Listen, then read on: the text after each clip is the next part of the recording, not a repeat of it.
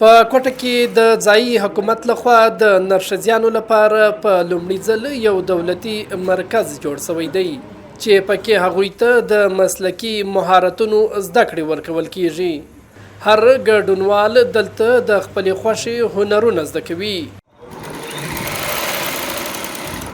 ارواح د همدې مرکز یوه ګډونواله ده چې دا مهال د خیاطي هنر زده کوي.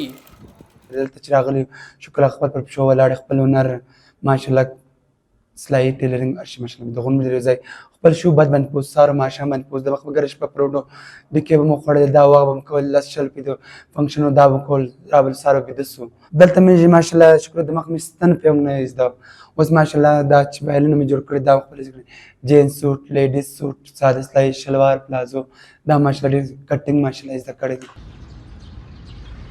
په دغه مرکز کې نرښځیان نه یوازې خیاطي زده کوي بلکې د ویښتانو جوړولو، میک اپ کولو او کمپیوټر کار هم زده کوي.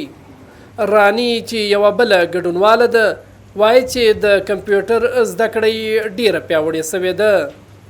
سر ماشاءالله موږ مطلب د ډېر سکلز زده کړله دغه د کمپیوټر چې مطلب موږ پخوا د یو کمپیوټر استعمالولی نه موږ مطلب موږ په دې نه پوهېدلو څنګه یې اون کړو څنګه یې اوف کړو. اوس ماشاءالله مطلب موږ په دې کې پاور پوینټ زده کوي، ایکسل مو زده کوي، ورډ پیډ او سی وي مو زده کړله مطلب سرټیفیکیټ څنګه جوړېږي. پخوا موږ خپل نوم نه وو زده ټایپینګ مو نسو کولی. اوس ماشاءالله موږ ډېر پکې دغه سوي یې سر. د نرښځیانو په وینا دغه مرکز هغوی ته د عزت او پرمختګ نوې دروازې پرانیستې دي. دوی وایي اوس غواړي ټولنې ته دا وښیي چې نرښځیان هم کولی سي با عزت ژوند ولري. موږ دلته میک اپ زده کړی دی، موږ دلته آیبرو زده کړی دي، ویکس زده کړی دي، هیر سټایل زده کړی دي، کلر مې زده کړی دی، دلته بل نوکریزې مې زده کړی دي. اول ژوند دی ښه نه و، اوس موږ ډېر ښه یو. دا لیب کوټ اغوندو، کورس وځو، خلک وایي چې ته ډاکټر یې، ته څه شې، ته چیرې کار کوې.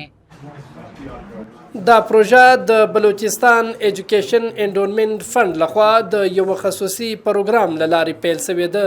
د مرکز مسؤلین وایي هدف یې دا دی چې هغو کسانو ته چې له تعلیمه پاتې شوي یو نوی فرصت برابر کړي او د ژوند کولو لاره ور وښیي.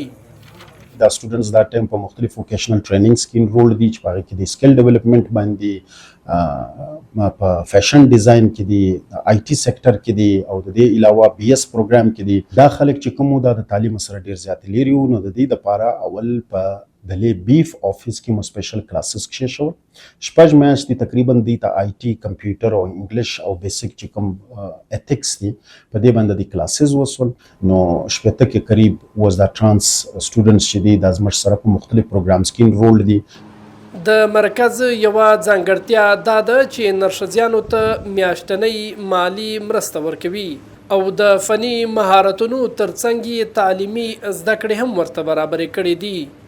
دوی تمه لري چې په راتلونکي کې به د ټولنې په بېلابېلو برخو کې مثبت رول ولوبوي. حمید الله ستوری شیراني، DW کوټه.